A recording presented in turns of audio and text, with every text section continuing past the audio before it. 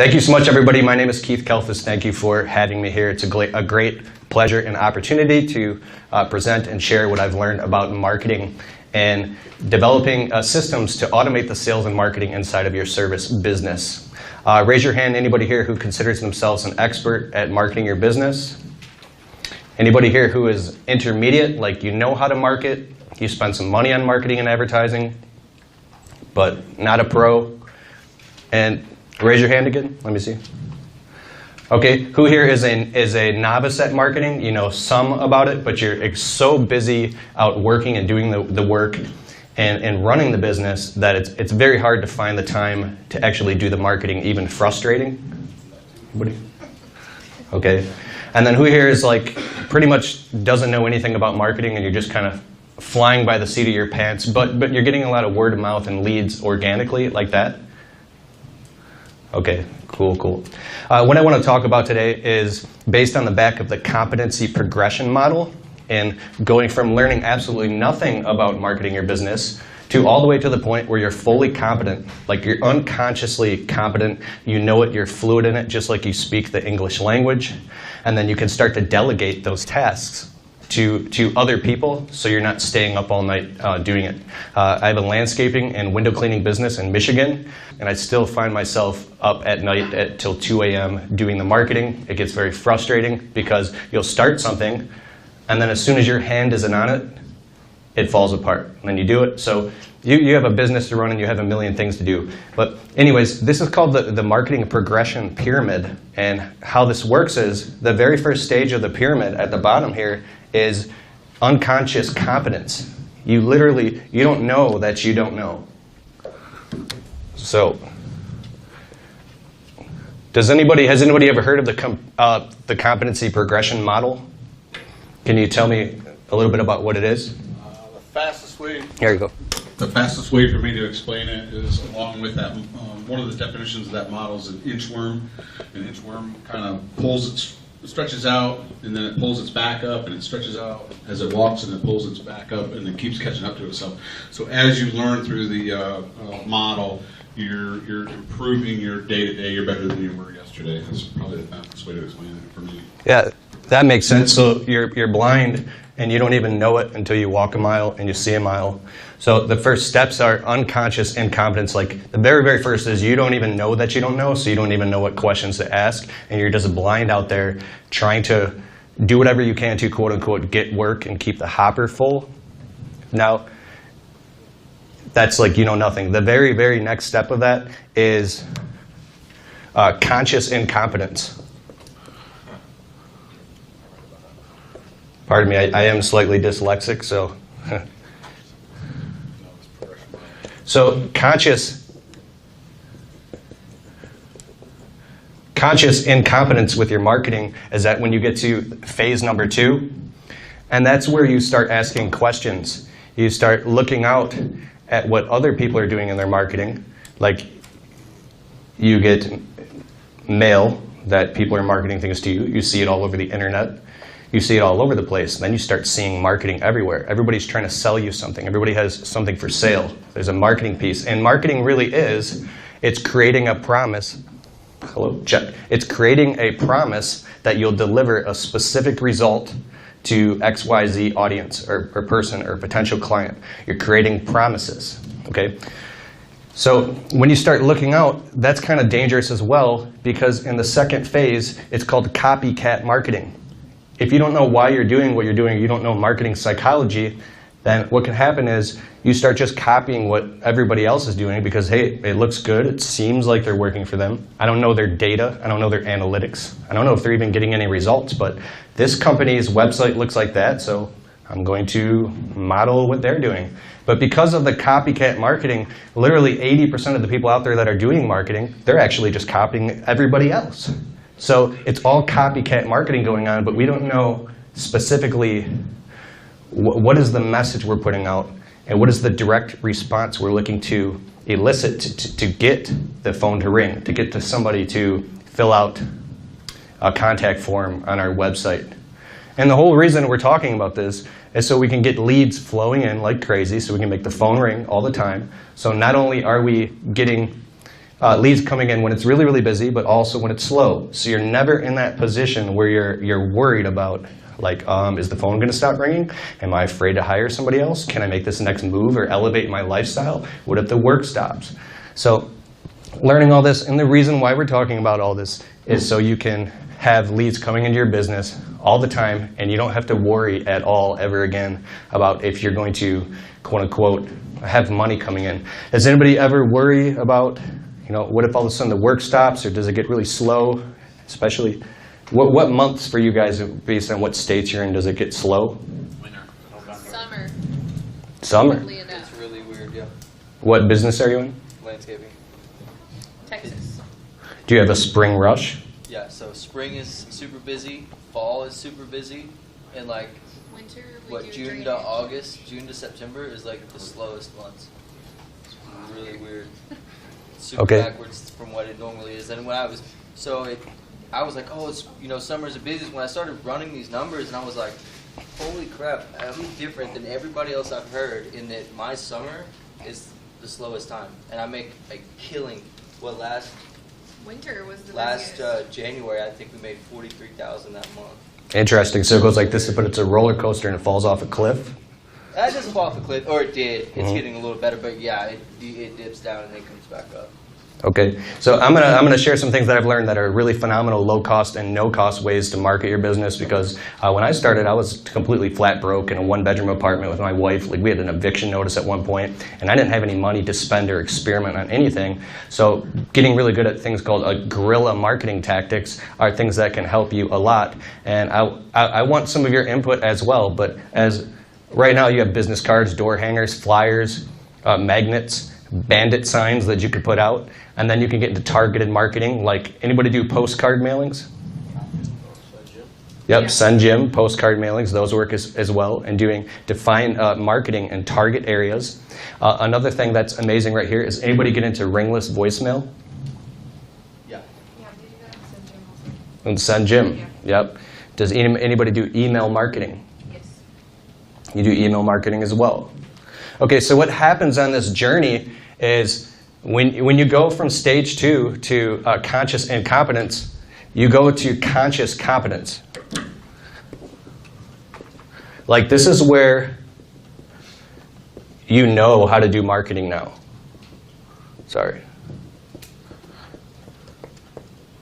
So you start to get excited because, like, you learn, oh my God, when I'm creating a flyer on my website, how many colors do you want? Well, actually, a maximum of 2. A total maximum of 3 colors, but you want maybe 2 colors max.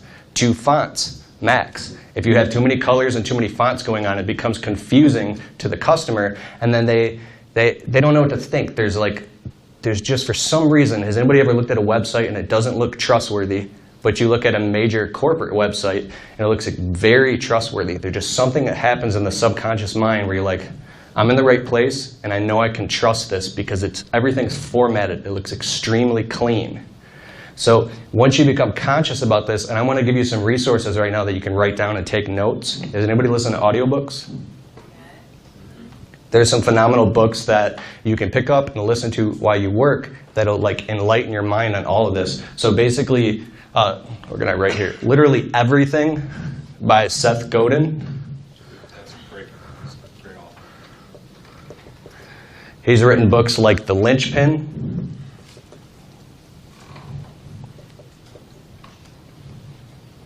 He wrote a book called Permission Marketing.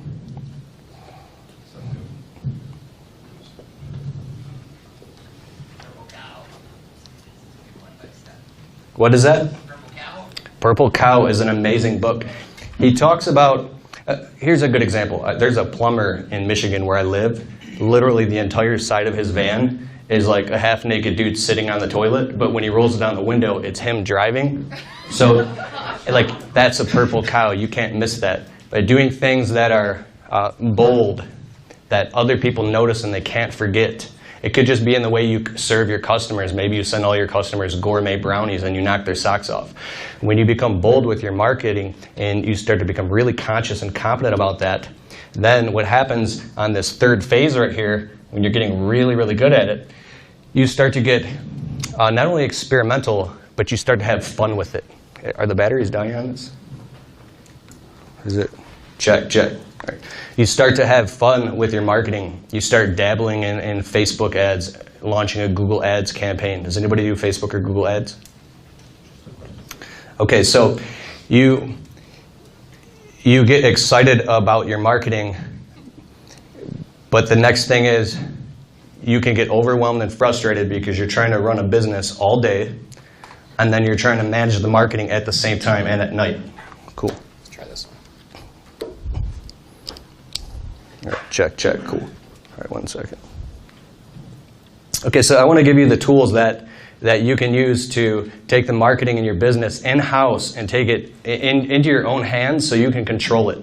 When you hire other companies to do your marketing, I won't say who they are, but some of them, they take hold, and now you're basically leasing that property and that real estate from them. So if you ever stop paying them money, all the work that you've created with them, they take down or they can take away from you at any moment. Does this make sense?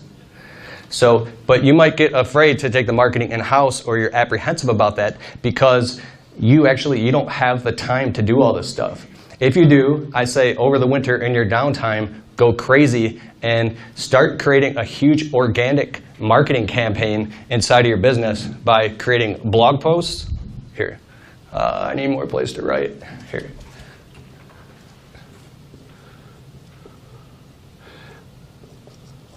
Does anybody do search engine optimization in their business, write blog post articles? Okay, so most of you are so extremely busy running the business that it's hard to do all this, right? So I'm going to get to the next step here in a second, which is a thing that just like blew my mind and changed everything for me. But so blog post articles, you obviously start an Instagram page for your business, a Facebook page, and all domain authority sites. You want to find the top 50 domain authority sites, and you can look this up, and you should create profiles on every single one of them, because these domain authority sites have strong backlinks that you're going to link back to your website. Yoast, Yext, local SEO, every single local business listing that will allow you to create a profile on it for free. You should do this and spend the time. It might take you like 10 hours to do it, but if you do it and you make sure all of your information, your business information, your phone number, your contact, the biography, everything, just like you were to create a profile on LinkedIn, make sure it's matching across all of these domain authority sites as much as you can do. This is something that you might pay a company $1,000 to do. That's all that they're really doing. They're just creating an interconnecting spider web of backlinks on the internet and running it all back to your website. Would you just be able to give me an example of the domain authority site? Yeah, so Google's bots, what they're doing is they're running scripts. Everything that you publish on the internet, whatsoever at all, everything, a picture, a blog post, even a post on Facebook, Google's bots are always scanning that, and they're reading the keyword density, what is it about, and they're categorizing it through search engine optimization. They're categorizing it to a library. Imagine if you walk through a physical library and you see like drama section, this is the section on healthcare, plant. It takes the information that you're publishing online and it puts it where it belongs based off of whatever the content is. So when you start becoming aware of this and deliberately creating information in your business, like let's just say you shot a YouTube video about, do we have a lot of landscapers here? Okay, you shot a YouTube video about landscaping, you put heavy keywords in the title saying best landscaping service near me in Atlanta, Georgia with the zip code. And then inside of the description, you write a whole description about the landscape project based off things that customers that are actually locally typing in and searching for, and then you fill out all of the tags on YouTube, and now you publish those videos like once a week, right? Here, I want to show you something. Can I actually like raise this up? That whole switch Where? on the other side. Right in here. Yep. Sweet. All right, check this out. My only worry today is that I like don't overwhelm you guys. And can I turn this off?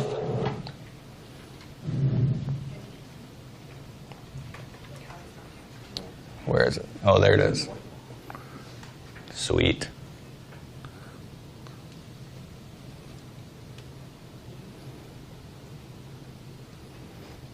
Function is not available. Oh wait, dude, you said, are you sure? Sweet. All Yeah, so here's what I'm talking about. Here's the top of your funnel right here. And when I talk about the top 50 domain authority sites, you're obviously going to have your Facebook, you're going to have Instagram, you're going to have LinkedIn, you're going to have Yext, any local citation website that will allow you to create a presence. Just literally look this up. Top 50 local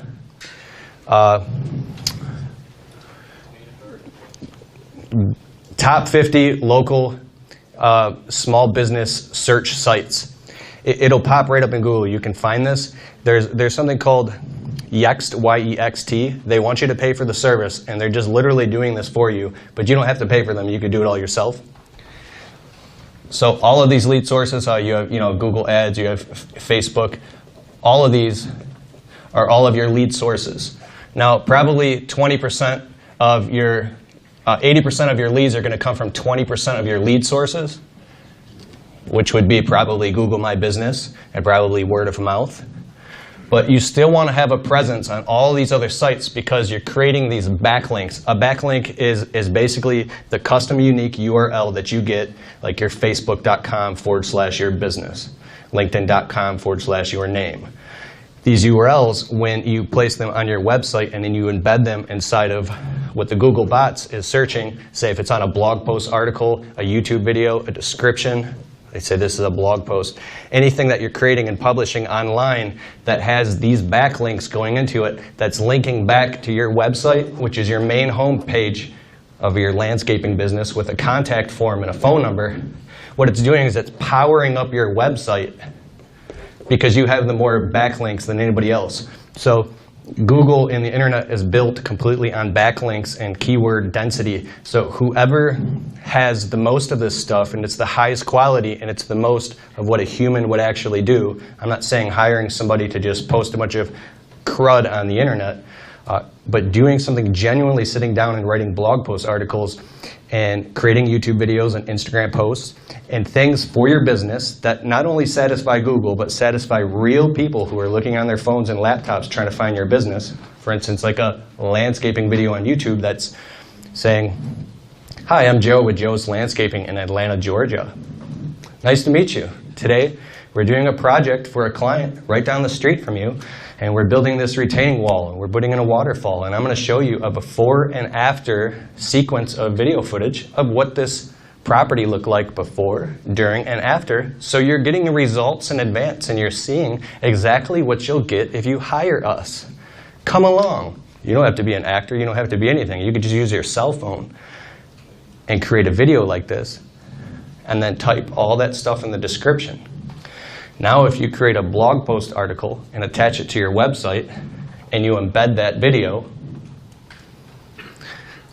and then you transcribe everything that you said into text and clean it up, now you have a SEO-rich, search engine optimized blog post with the video, text, and links, linking everybody back to your website. So you're driving everybody to your website. So if you only have 1 or 2 lead sources going on, like you're just doing Google Ads or word of mouth, you're limiting yourself on all these other sources of leads, getting your phone ring, contact forms, jobs, money. Then you're really limiting yourself because you might not be aware of everything that's available for you. Now, the frustrating part is how do you make the time for all this? You can get really good at this stuff. I would wake up in the morning before work a half an hour early. Anybody wake up and first thing you do is grab your phone? Okay, so it's like the worst thing you should do. But I would wake up in the morning and I'd grab my phone and I'd go on my blog. So what's the best blog? WordPress.org. You can create your own free blog. If you have a website hosting domain, you can open up a blog page and start writing blogs. So I'd sit there and I would type an entire blog about Kalfas window cleaning in Sterling Heights and everything that they're going to get. Here's an example. We have 3 different distinct packages. 1 is we clean all the windows on the outside. 2, and here's the pricing and here's pictures. 3, We do the inside, outside tracks, sills, and screens. We've been proudly serving Macomb County and Oakland Township. We've done 4,000 clients. We're licensed and insured, highly referred. And just write all this stuff and a whole story about it with all the links linking back to the website. Then you take that post and you share it on Facebook and share it all over the place and you publish it. And then you share this with your clients. So you're creating search engine optimization to make your phone ring, okay? I would literally have been in a drive-through at like Tim Hortons. Anybody have Tim Hortons? Whoa. Starbucks? Typing up a blog post while I'm waiting for the coffee and then publishing it. So the next thing is when you're doing this, you're creating YouTube videos and blog posts and you're posting and you're creating what's called a, here you go. Here you go. You basically have like, in your marketplace as a small business owner, you can be a generalist. The next step is you can become a specialist. And then the next step is you can become an authority. And then the next step is celebrity. And then celebrity authority. So when you're publishing information online, blog posts, articles, videos, Instagram posts, you're creating Facebook ads, and you're putting this out there for your customers to see and putting it directly in front of your local target market, what happens is they begin to know you, like you, and trust you before they even meet you. So they're picking up the phone because they've already seen your work, they already see what you're doing, and they like it versus calling somebody that they don't know. I call this guy on Google, he's got 3 reviews. This guy has 50 reviews, and they're going to see on Google all these extra links and sites and authority sites attached to your business name. If they look you up, they're going to see videos popping up, they're going to see blog posts, and now they can go, whoa, okay, this company's been around for a while. They're an authority. They have more credibility because you're giving them results in advance.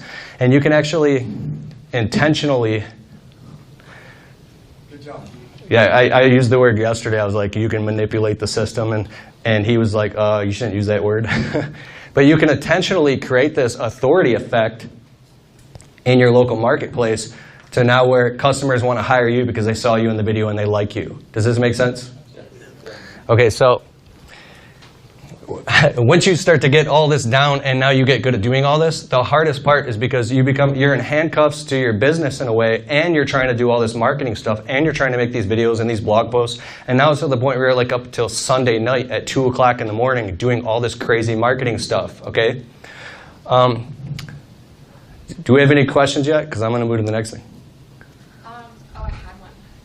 No, I lost it. I'll get back to you. Raise your hand if you think of it, because I definitely...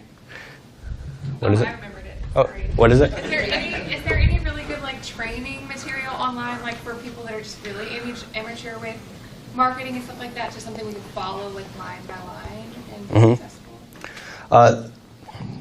Specifically for, actually, Joshua Latimer and Brandon Vaughn, if you write down their names, they have something called the Marketing Super Course. It is mind-blowing. Joshua Latimer? Yeah. You have guys like, I won't name off all their names, but it's phenomenal. It's like a $1,000 course, but if you watch that thing 2-3 times, you'll become fully equipped. Even Joshua Latimer. I'm talking about industry specific. Yes. Okay, so when you create the blog post, you're saying that you put the links from all the domains in the blog post? So when you create the blog post, there's something called keyword density and link stuffing, which is a black hat SEO technique, which you shouldn't do, and I'm glad that you asked that question. So you want to be careful and just pepper these links in here and there. Like you ever read an article on the internet and it says, it'll say a certain product, but it's like highlighted in blue, but you can click it and then it'll take you to something or take you to that thing. An embedded hyperlink, right? So you're creating these hyperlinks, which are actually, they're backlinks, and it's driving people to hopefully your website as soon as possible. In direct response marketing, advertising, when it comes to owning a local business, You want to get customers to your website and to pick up the phone as fast as possible. It's not something where you're going to take a sales letter and flip it on its side and create this whole long thing for customers before they buy something from you. So you want to drive them to your website as soon as possible by embedding these hyperlinks and then peppering in these other links, because they're reading back and forth, and it's making you become an authority because you're connected to all these domain authorities. You're borrowing credit. And then I also have a course called the Marketing ROI course online. It's keithkalfas.com/ROI. And it's an entire live event that I do each year. And it's all the recordings of that live event that teach you how to market your business. What was the next question? Does it cost? Sorry. Is it free, did you say, or is it cost? Anybody here in the room that gets it, I'll literally give it to you for 70% off.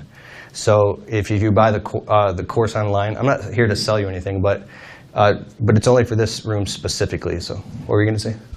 So is this the point where you try and target your market, or is that later on? Yeah. So when we get into target marketing, this is actually psychology, like creating price transparency. You want on your, if this is your, this is your website. If you start putting packages and pricing literally directly on your website, and you start using keywords that are specific, that speak the native language to the customers that you want to target, and talking about the specific areas right in your marketing, like what is a city that you live in that you really want to do work in, but you don't want to do work somewhere else? What's the city you want to do work in? Plymouth. Plymouth, okay? So when you talk about that in the marketing, you're actually creating these disqualifiers that make people who are reading it say, "Oh, that's not for me. I don't even live in that area." Or, "Oh wow, those price packages like $6,500. I was looking for something for like maybe $400 or $500, or whatever." It could be the opposite, right? It could be something for $99. But when you're publishing what you do and what you serve to customers in the marketplace, and you're being very transparent about it and putting that online and in your marketing materials, people see that and it resonates with them or it doesn't. So when you get very intentional and realize that you can intentionally control people's perceptions based off your copywriting is salesmanship in print, then you can get dramatically higher results when you get into the psychology of it. You can learn stuff like this in a book called,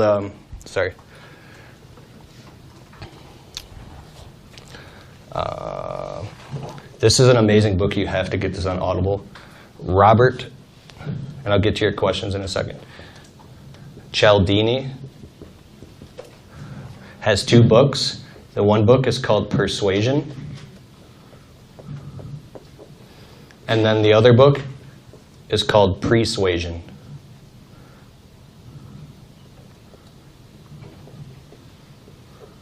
Get those 2 books.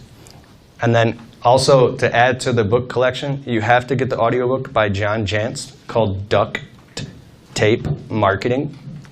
So it's Jon. And then one second.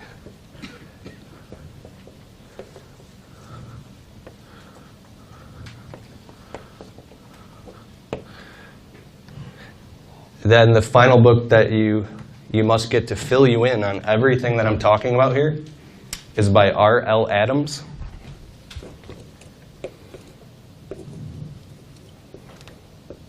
Sorry. Is anybody in the room dyslexic? Yeah. Yeah? It's fun, isn't it? Yeah. Like you try to write one thing and something else comes out.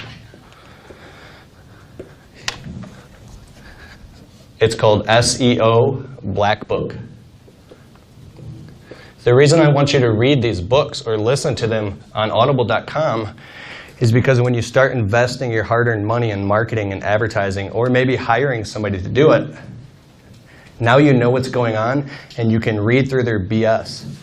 There's something called black hat SEO techniques. Black hat marketing is where they're cheating the system. Back in the day, you could buy Facebook likes, Instagram, Twitter likes, and followers. Well, doing something like that will it'll get you demoted in the search engines, and you will become penalized by Google, and they'll take your website from first place or first page and drop it all the way down to like the 14th page, and it will take you like years to get back up. So be very careful and make sure everything that you do is 100% like legal, moral, ethical, on the up and up. And you can get educated on all that stuff by these books by R.L. Adams.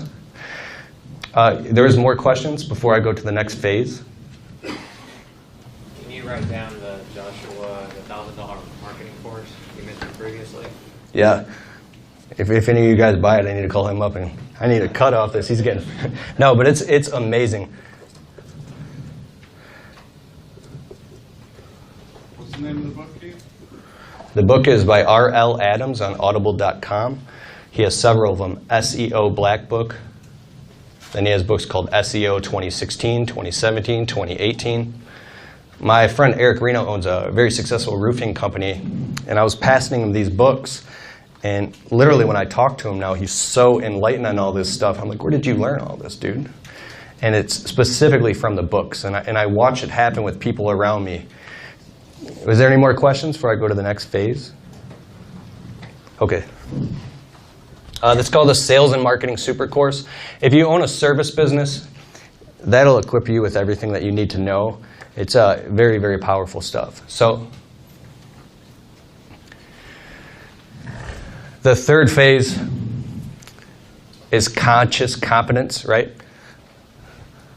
Now we're going into the fourth step.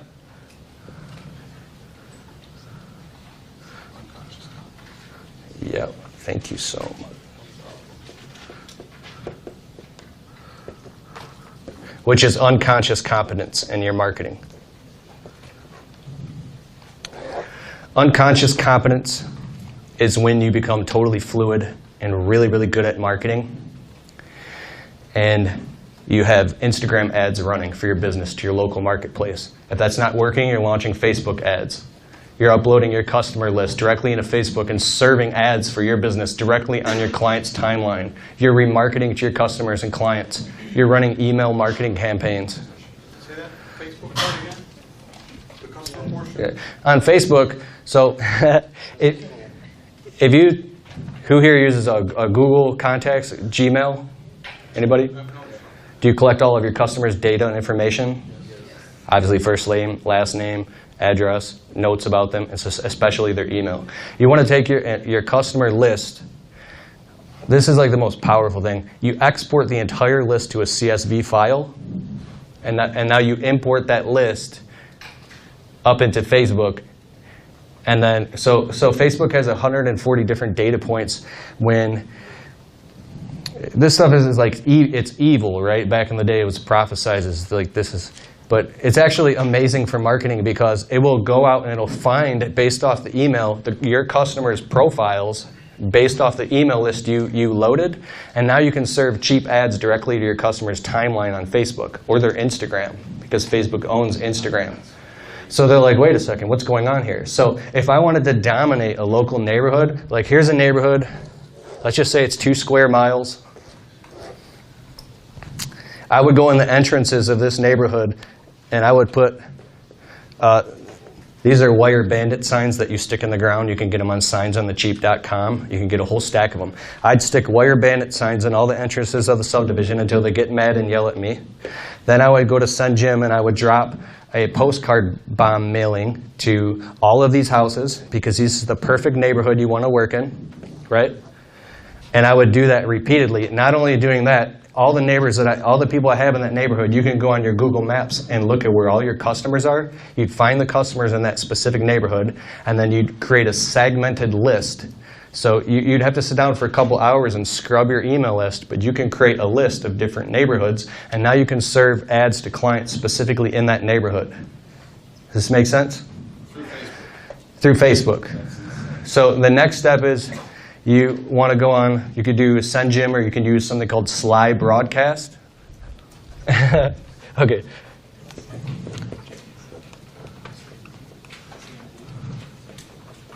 Okay, on slybroadcast.com, this is incredible. You can take all of your customers' phone numbers. So I have like 4,000 500 customers' contact information. You can export all of the phone numbers into lists, and now you can create a ringless voicemail campaign, which is like, here's the way mine goes. The one I did this spring. Hi, this is Keith with Kalfas Landscaping and Window Cleaning. The reason I'm calling you today is because I was taking a look at our calendar, and we've done some work for you in the past, and the spring is rolling around. So if you're looking for any property maintenance, if you need landscaping done, if you need your windows cleaned, we'd be happy to serve you, and I'm just reaching out. My phone number is 586-265-8813, and my email is keith@kalfasservices.com. Okay, I'm looking forward to hearing from you. Click. You upload that into Slide Broadcast, and now you can launch that to thousands of people. It bypasses their phone. It doesn't ring, and it goes to their voicemail. Oh, I got a voicemail. Now when they listen to that, they think that you actually left that message for them, and maybe they just missed the phone. So what happens is that's leverage and automation. What? Does that go to cell phones and home phones, or is it just cell phones? That's a good question. Any phone number. I think it goes to all phones. The interesting thing about that is, what's it? You had a question? What company is that through? This one is Sly Broadcast. You could use Send Jim. There's a bunch of them out there now. So I don't have time to get into GDPR, which is General Data Protection Regulation. Oh, you know about that?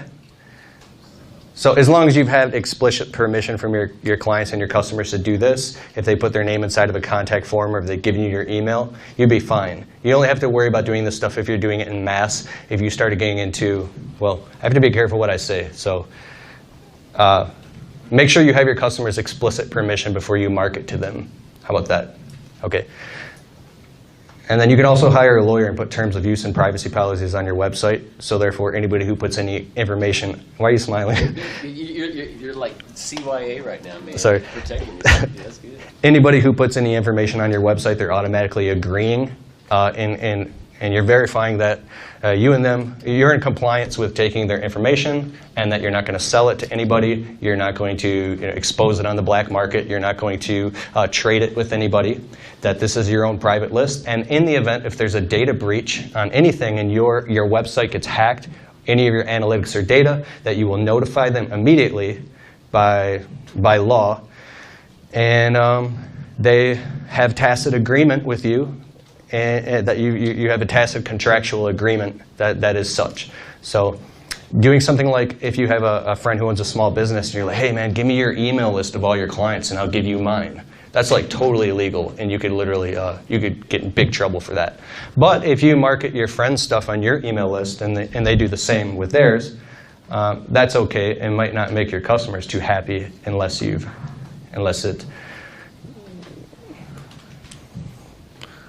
I'm sorry. Okay, so there's one more thing I want to talk about before I go to this next thing. And how much time do I have? As much as you need, we'll put it down. Okay, I want to show you how the Slide Broadcast works, and I want to warn you about this. So if you have a customer data list of 5,000 people, and you import all 5,000 of those at once, and you send out 5,000 or even 1,000 phone calls, you just literally set yourself up for doom, because your phone is going to be ringing off the hook, and now you're going to make a lot of people mad. It's smart to take those and segment it and export them to an Excel spreadsheet and pump those out to 100 phone calls at a time, lists of 100, and drip feed them into the system so you don't get overwhelmed with a whole bunch of work. What's your time frame in between dropping those in? 3 days, a week, 2 weeks? It depends on how many of those leads are calling you asking for work. So you're going to have to buffer it based off of your production capability and the capacity in which you can take on work. So if nothing happens and only 2 people call, go ahead and drop the next one, right? But it takes about a 3-week turnaround time from any marketing or advertising piece that you put in. There's about a 3-week cycle from which you start really seeing and looking at the results. It's not always immediate. So that's why you should always stay on the top of your customer's mind by putting out all this information that I'm talking about right here. You know, they might hire you one time, and then you didn't keep in touch with them via email, by a ringless voicemail, by calling them and following up with them. And now they go with somebody else who maybe doesn't even create a good service like you do. You just did your customer a disservice by not following up with them. You should follow up with them all the time, okay? So I hope you've all got that written down, slide broadcast. The next thing I want to show you is an email marketing campaign.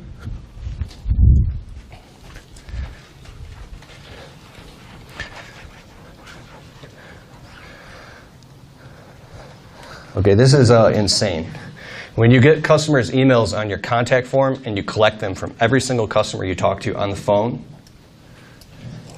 you start to build a list of email addresses. Let's just say you have 1,000. You can get an email autoresponder marketing sequence software that starts to communicate with all these customers on autopilot. We all get them inside of our phones. When you refresh your email every day, you see people emailing you stuff, and you know that's automated. They're not typing that to you. Well, you can start to do the same exact thing with your clients and customers by putting out monthly or even quarterly newsletters.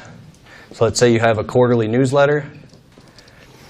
Every single time there's some type of an event or holiday, you could do like Labor Day sales. You could go on and on and on. And how you do this is by creating a marketing calendar, and you plan this out.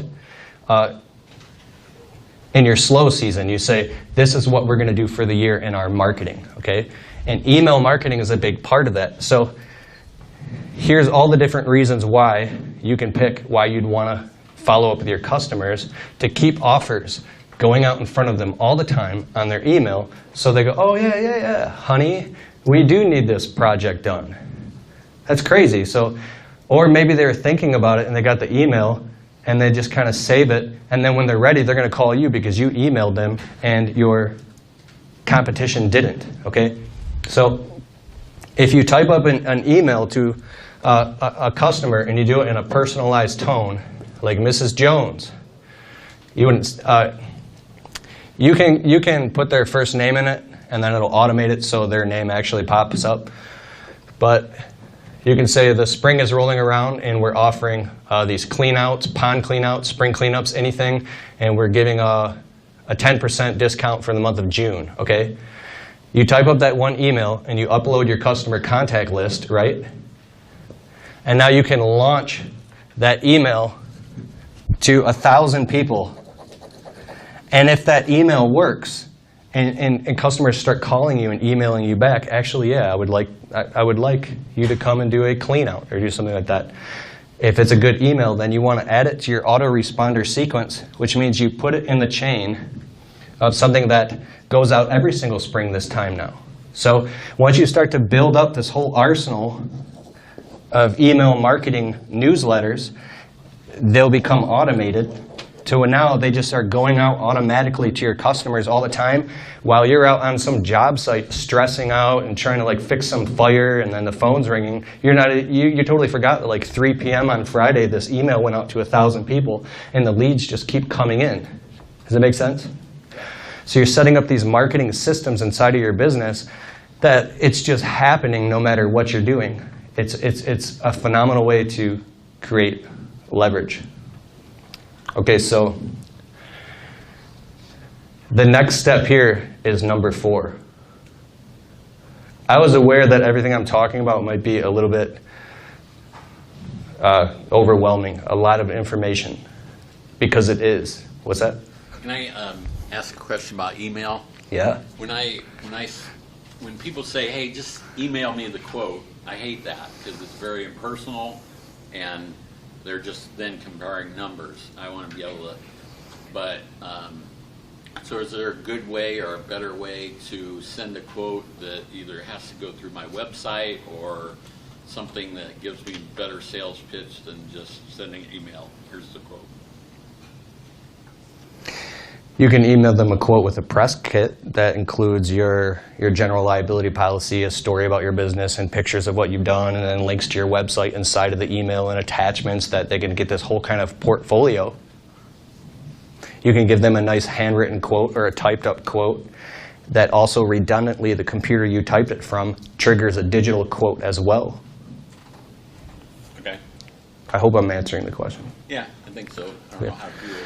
So because cloning things digitally is free, let's just say you went on Google Docs and you started to create a portfolio of really nice pictures and pieces of information that you would like to give to a really big client that you're like, I really hope I land this job. I'm going to just put everything in there that I possibly can, so when they see it, they want to go with you because the other guy just sent them a quote, right? Well, what if you did that and you just duplicated it and you started adding it to every single one, right? So would that be like a PowerPoint, but in an email? So how you actually do it is, do you use Java or a software program? Just QuickBooks. QuickBooks? Okay, what's your email service provider? iCloud. iCloud? Okay, so say on the desktop or your computer, do you do it on your phone or your computer? Both. Both? So let's say your phone or your computer, you have a folder with your proof of insurance, before and after photos of what you've done, a story about your business. You can even include a couple video links to some videos you've done. Anything that you can add in there that creates more value and creates more trust for the customer. You're just going to drag and drop those things inside of the email as attached links, just like somebody would send you an attachment, right? So you throw those attachments in there each time. Now that takes extra work. That might take extra 30 seconds. Sometimes you don't have that. That's when you start getting into software that does it for you automatically, and then that'll buy you back more time. Does that make sense? Right. Mm-hmm. So I think that's an extra thing that you can do aside from just sending a digital quote. And then you can trigger an email if you do have a basic software that does it, that follows up with them automatically on the spot, says we'd be very happy to work with you. Another one that follows up with them, if they don't accept the quote in 48 hours, it automatically follows up with them with an email that's, hey, we're following. Oh, I have 5 minutes? 10 minutes? What do you want, 5 or 10? Oh, like, I have 10 is okay, I'll do 10. 15? Is it okay? Yeah. Keep talking. Okay, I'll speed this up. Some really amazing information we're putting out. When you get really good at all this stuff, then you find yourself like getting frustrated because you're doing all this. Now you're good at it. You are unconsciously competent, which means you're fully fluid at marketing, and you're doing it. You have all these marketing systems set up in your business. The phone is ringing all the time. It's really, really cool, but it's a double-edged sword because now you're in handcuffs to doing all this stuff all the time. Some of it's automated, some of it you have to keep doing. There's a new step that helped me out tremendously after in the last 2 years, and that's the fourth phase in the marketing progression pyramid, and that's hiring other people to do it for you. I'm not talking about your little cousin David who's 18. You're like, oh, has anybody ever you just wish you could have that person in your business and you start looking for that person to hire? Yeah, but I can't pay him like $30 an hour. I need someone for like $10 an hour or something. Somebody I could pay cash on the side. They just do it 2-3 hours a week. Doing that stuff, you can try it. For me, it's blown up in my face. I've tried to hire people from like my cousin to my little sister, and I'd put them in my office on the weekends. And now I'm trying to teach them how to do it all, and then they're messing it up, and I'm pulling my hair out. So I found these amazing websites, and I know everybody here has heard of Fiverr.com, Upwork.com. You might have even dabbled in the past and gone on Fiverr.com and spent $5 to have somebody do something silly. Well, these websites have progressed so much to now where you have real industry professionals all over the world who are experts at pay-per-click, Google ads, Facebook ads, video editing, blog post creation, internet marketing campaigns, project managers, people that can help you with all of the marketing inside of your business. And now they work for you. You don't have to put them on the books. You don't have to put them in the office. You don't have to pay payroll taxes on them. I have 6 different virtual assistants working from me, anywhere from my Facebook ads guy is in Spain. He's awesome. My new Google ads guy is in Greece. My video editor, who was just Voxering me right before this, said my new video is in Dropbox right now, and he's in Russia. I pay him $50 per video. I'm not going to tell you their names, you got to find your own. But my other virtual assistant, who's part-time just when I need her, she's a data entry specialist. When I was talking about exporting these lists into Sly broadcasts, like, oh my God, figuring out Excel and doing it all, and then you get stuck, I just call her up. And then on Upwork.com, I have a contract set up and an escrow account. What happens is, my wife and I were in the office over the winter trying to do this, and we were like frustrated. I try to get her to help me sometimes because she's really smart and good at stuff. And she delegated the task to the virtual assistant, who is our new data entry specialist. This would have taken us, like, I swear to God, like 9 hours. I did the math. We wouldn't have been able to go out to eat on our date night or anything. I send this data to the data entry specialist, and she literally puts it in spreadsheets, like immediately segmented just the way I want it, and she was done in like 20 minutes. And she's $20 an hour. I think I paid her like that whole week like $12 or something. So for under $1,000 a month, I have 6 different virtual assistants working who are experts doing all these things, right? So I want you to go on Upwork.com. You have to write this down, and Fiverr.com, which is Fiverr.com, and start looking through the different people that can help you do the sales and marketing and all this crazy stuff, search engine optimization inside of your business. May I say something about Fiverr? Yeah. I agree with Keith. It's come a long way in the past couple of years. I started using it 2 years ago. You're going to have to sift through some of the people that are just getting started and trying to build their portfolio, and be patient about who you're talking with, and make sure you're not spending a lot of money in the wrong direction. Fair enough? Exactly. So at some point, you got to pull the trigger and spend money. You get what you pay for. If you try to get somebody that's like $6 an hour, you're going to get somebody who barely speaks English.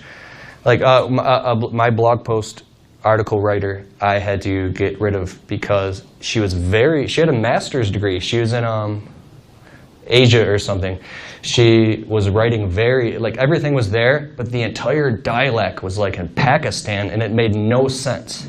So you can't lie to yourself. You have to get rid of that person as soon as possible, only because it's not going to fit with your target market. When your customers are reading this, or your audience is reading this stuff, they're going to be like, this looks like robotic. It looks like it's not even real. So you might want to find somebody on Upwork.com who is a blog post article writer who specializes specifically in writing articles for the construction industry and has been doing it for 12 years and has done work for 3,000 people and has a 5-star review. He's going to cost you like $60 an hour, but you get what you pay for, right?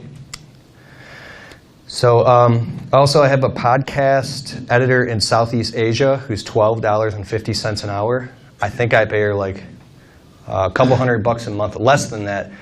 So here's how you would syndicate all of this information and delegate it to a virtual assistant.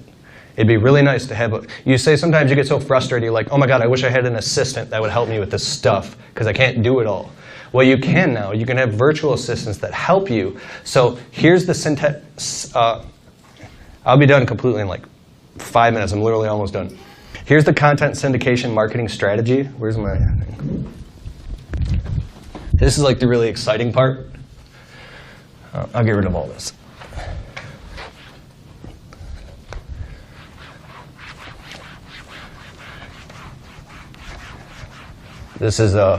This part's insane. This is like my favorite part.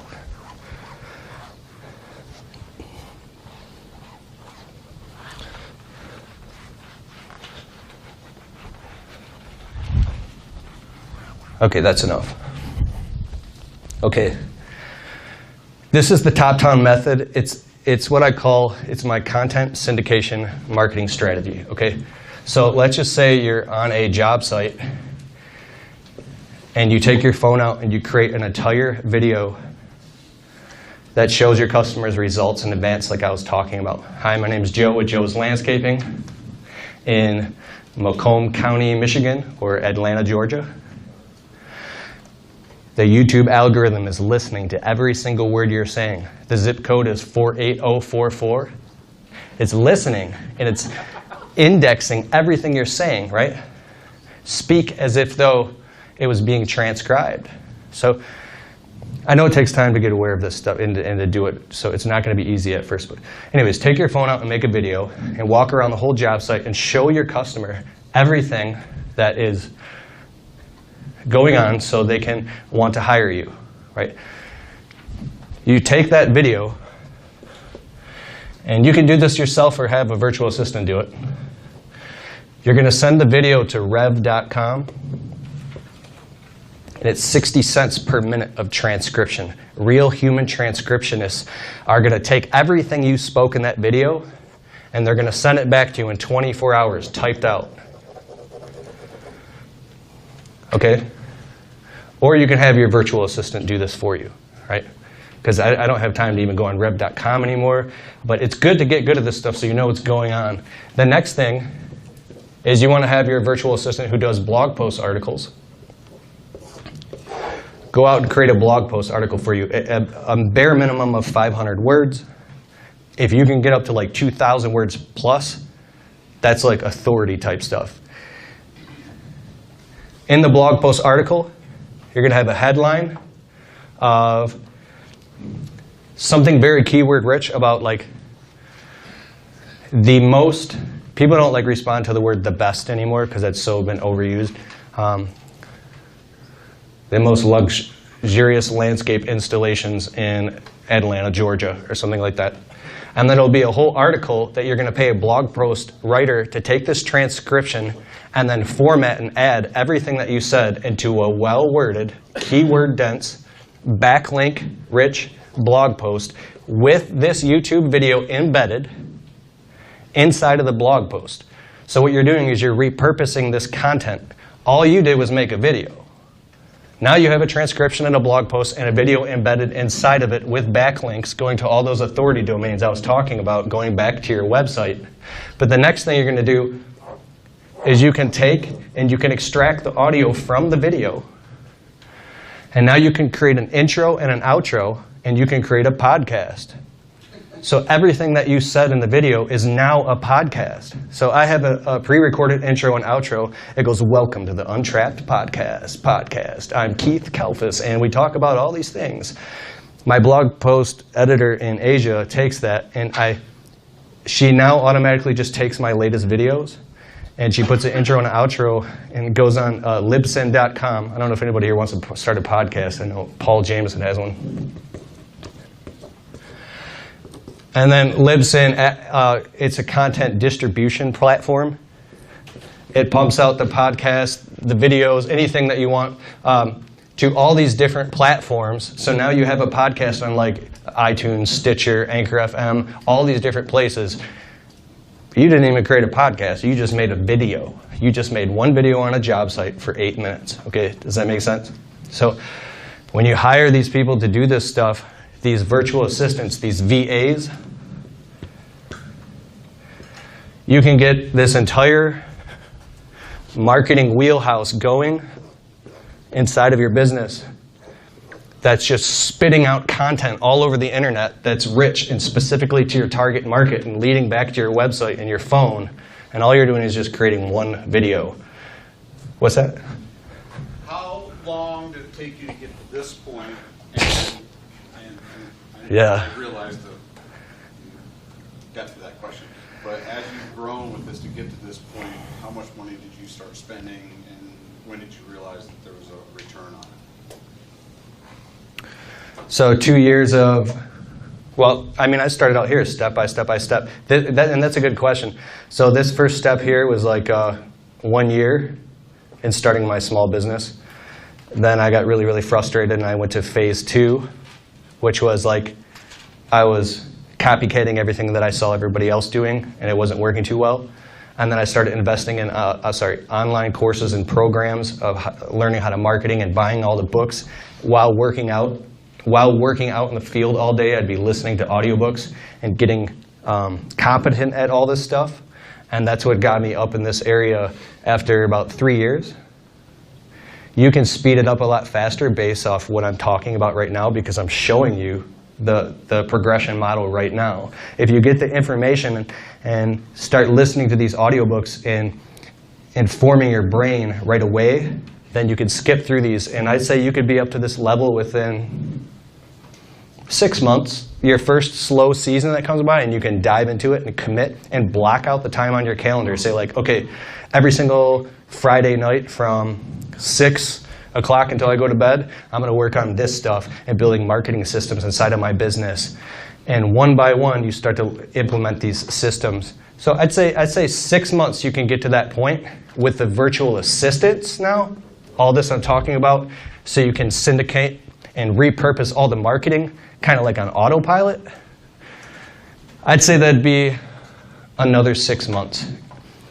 The speed of implementation, the speed that you implement this into your business is how fast it'll work. So when we were talking about Upwork.com, pulling the trigger and spending the money and hiring somebody and watching them doing it wrong will actually be more profitable for you because you'll see, oh my God, I spent $250 for a person to create this whole entire, remember I was talking about the email sequence of all those emails? You can actually hire somebody to write you something called a soap opera sequence, and they'll write the entire thing out for you, and you just go in and kind of adjust it. Boom, done. And they're an expert article writer who's written for magazines in the landscaping industry for 15 years, and you literally just paid them $250 to give you this whole sequence that now you can just insert into your business. But does that make sense? What's so funny?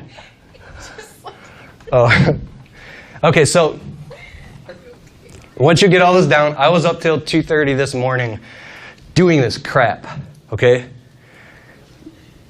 It's a lot of work, which brings you to the final step, which we're working on right now, which is phase 5.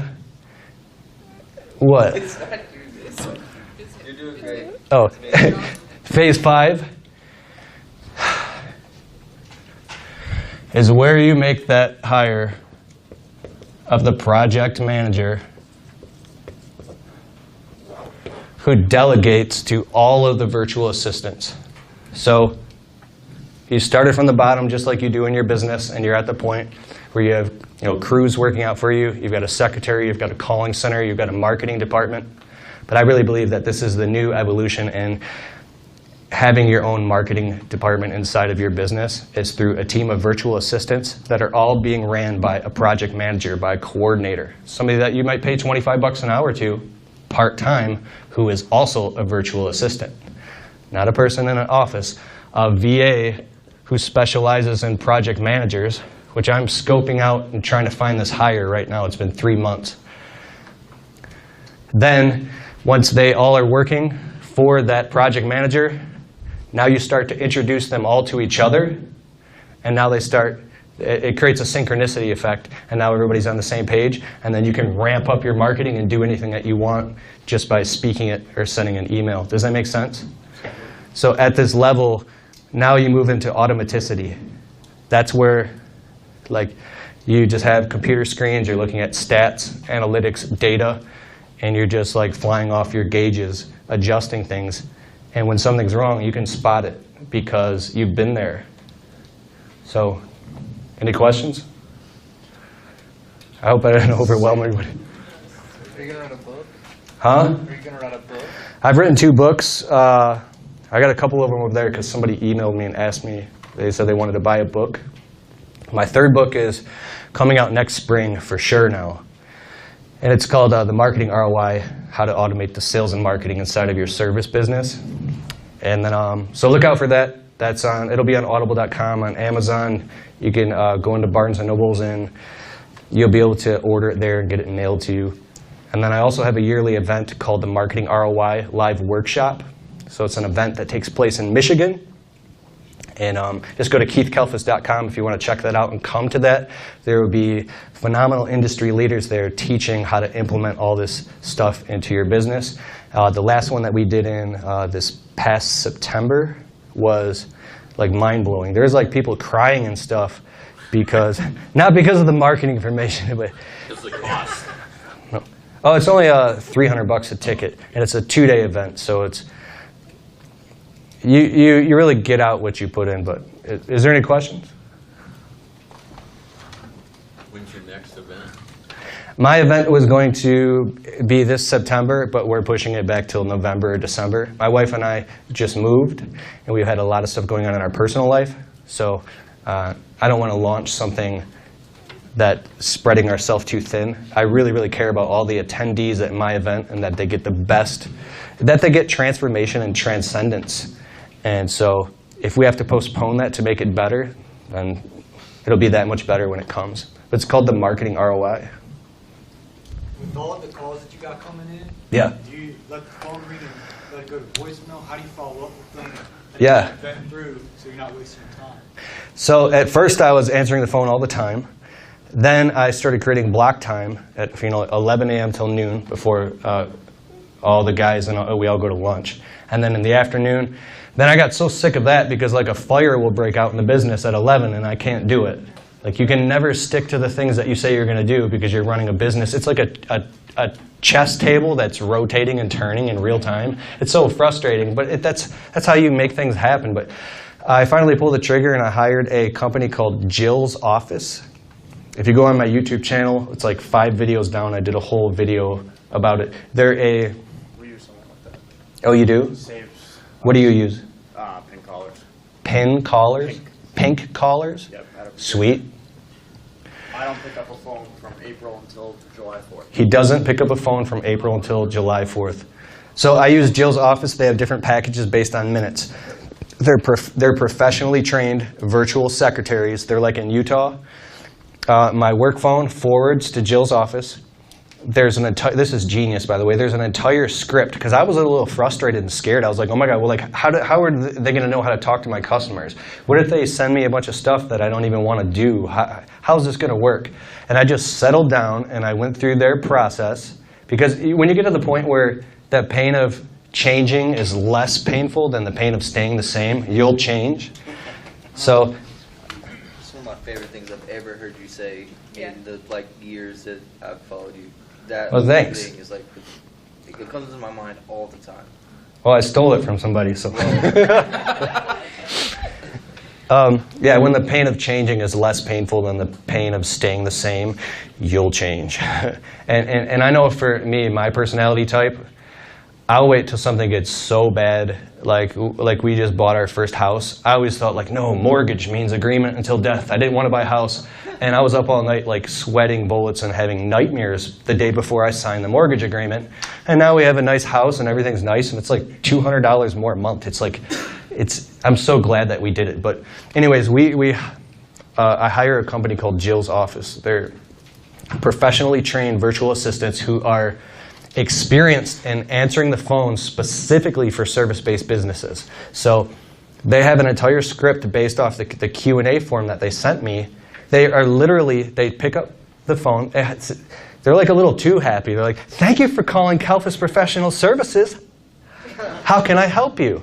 So I'm getting these emails from them inside of their app that says Dave Jones called. We booked him for a window cleaning for $349 next Wednesday from 1 until 3 p.m. And he's booked. I'm like, ching. We literally just show up and do the window cleaning and get paid because it's already blocked out on the calendar because we've systematized it. But all the landscaping quotes I have to visit in person, we block out times based off area. I do landscaping quotes in a tight radius. There's 4 zip codes where we live. So in the morning, I'm in this zip code. In the afternoon, I'm here. And in the evening, I'm in this zip code. So they book my quotes according to zip code when they talk to the customer and qualify them. So I'll have 10 quotes booked. And I just show up at the quotes because the secretary already handled it. Does that make sense? Jill's Office. These guys, whatever company it is, they close 60 to 70% of the calls that come in for them. So they send them a quote, and I get 60 to 75% of whatever they quote. Say that on the mic, dude. So all these phone services, virtual assistants, we get about 500 quotes a year, and we're closing 60 to 70% of them. And all they're doing is giving them everything what we're gonna do, their expectations, what they should expect us to do, what they should do. And the quote gets approved, I schedule it, and it's in the system. Saved us, From in college? yeah, saved us hundreds of hours. Here's one thing that I learned. It's not all or none. You don't have to just pull the trigger and hire someone for like $2,000 a month. I used to freak out about this. Oh my God, I got to lease an office and put a secretary on payroll. You can literally start out and hire somebody 1 hour a week. Just try it. Just do an experiment. Okay, I'm going to try this, but I want to start at the lowest possible.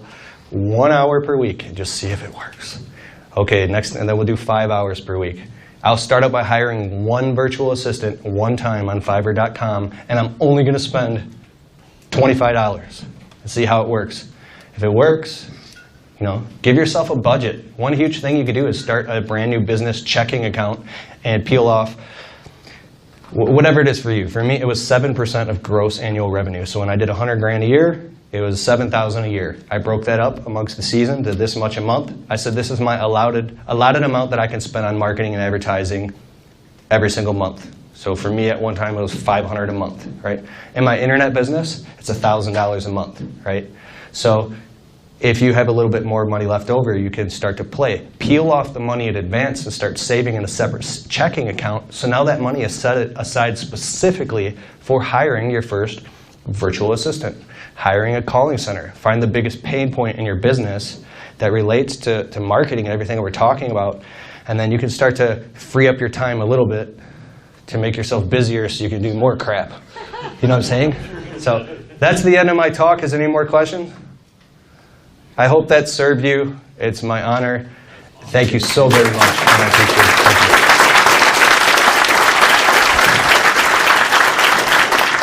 That was fantastic.